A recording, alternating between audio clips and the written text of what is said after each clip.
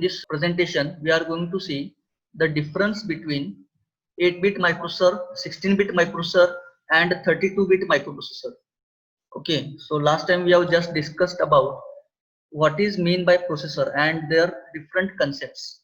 Okay, what is data bus, what is address bus, on what basis we say that it is 8-bit processor or 16-bit processor, that we have seen already. Okay, so today we are going to see the difference between the 8-bit processor, 16-bit processor and 32-bit processor.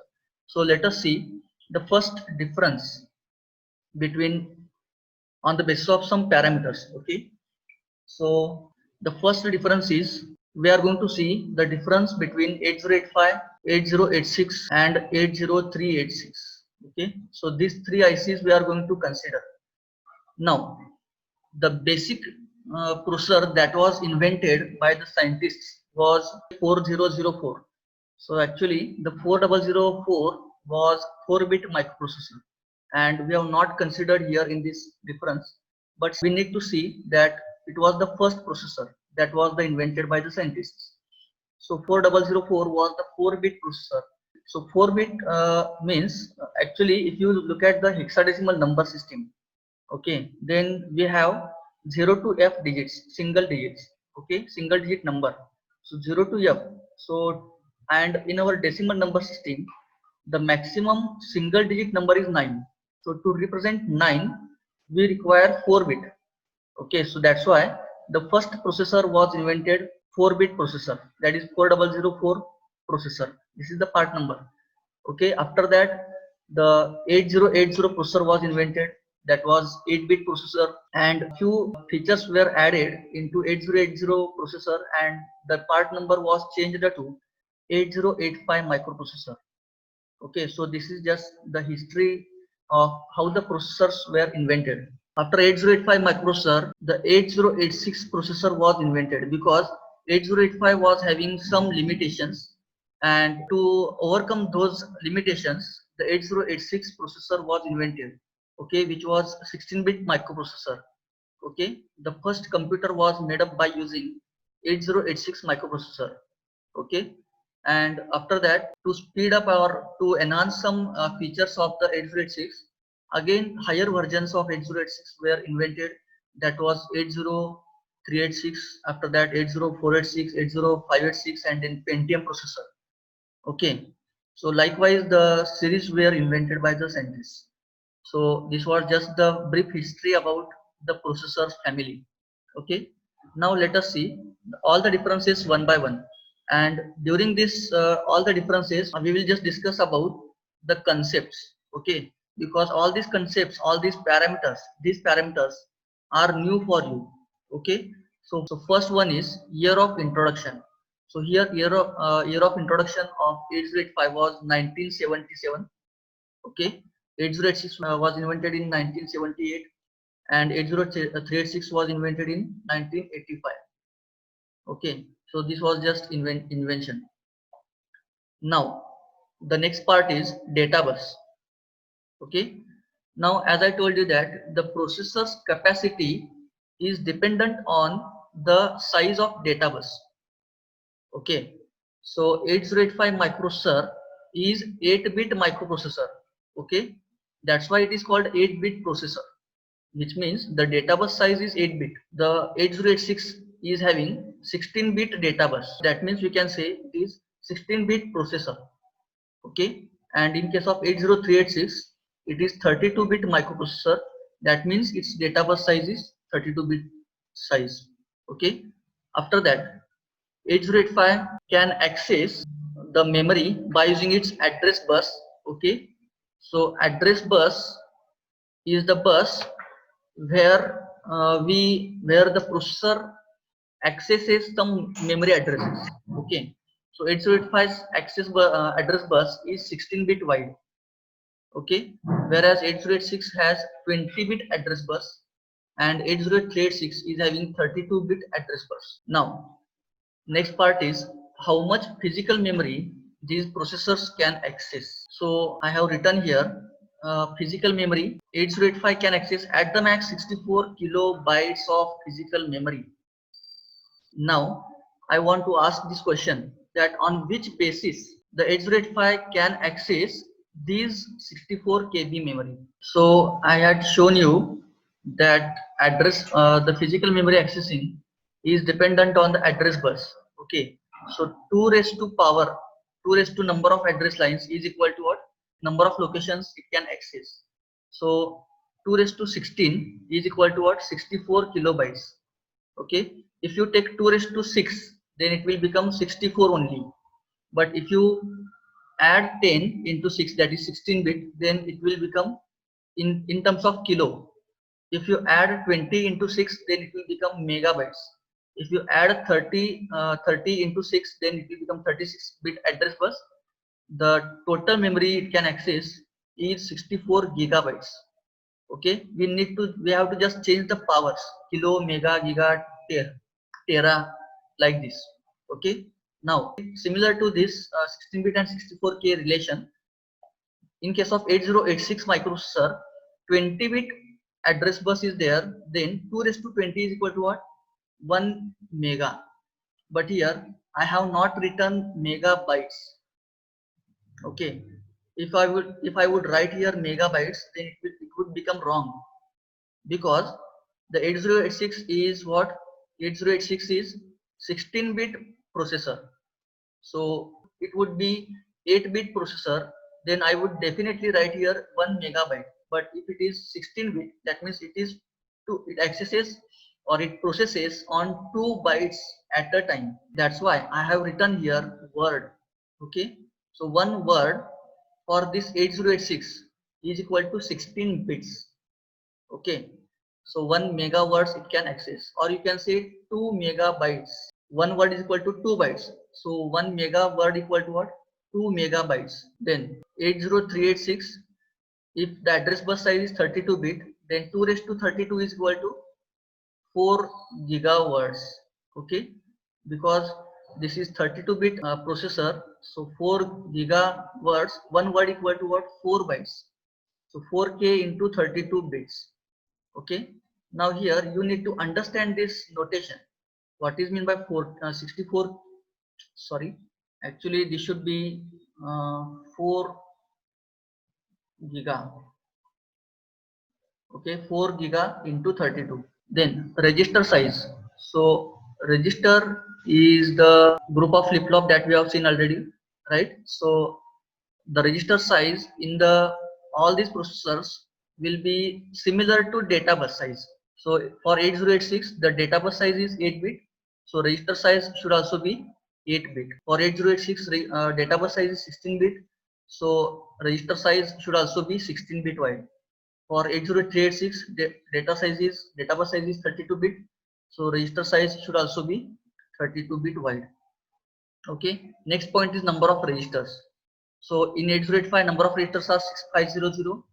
In case of 8086, number of transistors are 29,000. In case of 80386, number of transistors are 2,75,000. Then the next point, very interesting point, is pipelining. What is meant by pipelining? This concept is new for you and it is very interesting. So this concept is invented to speed up the processing of the processor. So in case of 8085, there is no pipelining concept. So I will give you one example. So consider that if there is a building construction going on and there is one worker, and what is his job is just taking the bricks from the set and arranging as per the design. Then what will he do? He will just take one brick from the set and arrange as per the design. He will put there as per the marking and just come back to the brick set. Again it will take the next brick, again it will go there at the design, at the marking point. It will he will just put the brick and again come back. Okay, so here what is happening in case of 8085 microprocessor? The processor just reads the instruction from memory and then execute. Read the instruction from memory, that means fetching the instruction from memory, then execute. Okay, at a time fetching is there or execution is there. So it is like one worker is working. over the site. Okay. Now, in case of suppose if there are two workers working at the site, building construction is going on, and what they are decided that one will stand in the middle. Okay, there is a distance between say 20 feet between brick set and the construction, building construction. Okay, so one worker will stand at the 10 feet or in the middle, and one worker will just stand near the brick set. Then what they decided that first worker that is standed near the brick set, he will just pass the brick to the second worker. And what the second worker will do, second worker will just take that brick from the first worker and go to the that particular marking design and just fix the brick. Okay, and again come back. So what is happening here, at a time two workers are working. That means first worker is just passing the bricks to the second worker is just putting the bricks as per the design. So here the time is divided, and that's why the speed is increased. So here this concept, I'm just speaking now technically. In case of 8086, the processor is having two parts. Okay, the first one is bus interface unit, and second one is execution unit. So bus interface unit will simply just fetches the instruction from the memory and passes to the execution unit. What does the execution unit do? It just takes the instruction from the BIU, that is first worker, and executes it. Okay, so this is how pipelining works. Okay, so this is happening in case of 8086 only.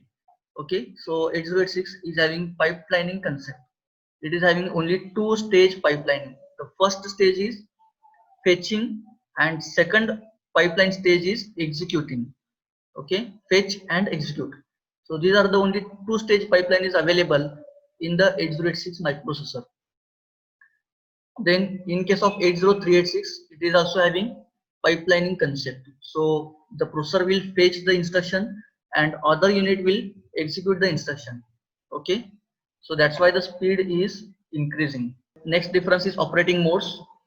Okay, so in case of 8086 operating modes, it is having only single operating mode.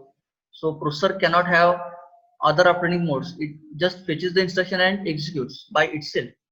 Okay, in case of 8086, it is having two operating modes. The first one is minimum mode and second one is maximum mode. Then 8036 is having real operating mode, then protected operating mode, and third one is virtual operating modes. Okay, we are not going to see all these concepts in deep because our interest is in 8086 microprocessor. Okay, so we will see in detail this one, that is 8086 microprocessor. Okay, next difference is addressing modes. Till now we have seen all these differences. Now we are going to see the addressing modes. So addressing mode means what? The way of accessing data from instruction, from registers, or from memory is called the addressing mode. So 8085 is having only 5 addressing modes. Okay, now in case of 8086 microprocessor, there are total 22 addressing modes, and that's why it is again having some superpowers in case of 8086 microprocessor. And in case of 80386 microprocessor, it is having only 11 addressing modes. Okay, next is clock speed. So 8085 can work on 3 megahertz at the max. Okay, you cannot give higher frequencies to 8085 microprocessor, otherwise it will start malfunctioning.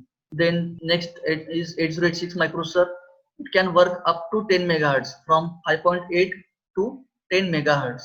Okay, in case of 80386, it can work from 12 megahertz to 40 megahertz frequency. You cannot go beyond 40 megahertz. Again, same thing. If you apply the more frequency than 40 megahertz, then 80386 will start malfunctioning. Okay, it will not understand what is happening.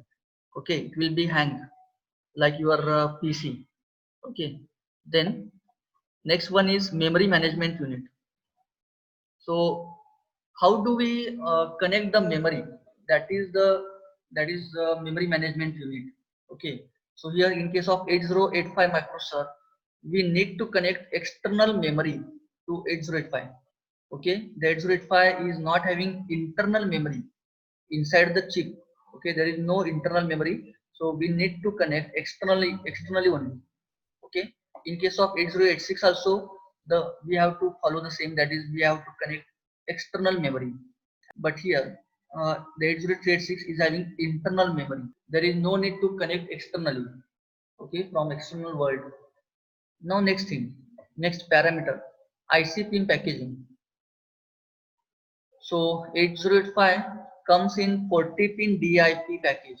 DIP stands for dual inline package. Now 8086 40 pin DIP package is available. So again the same thing. Okay, same package is available. And in case of 80386, 132 PGA package is available. The next difference is virtual addressing. Virtual addressing. So for 8085 doesn't support virtual addressing.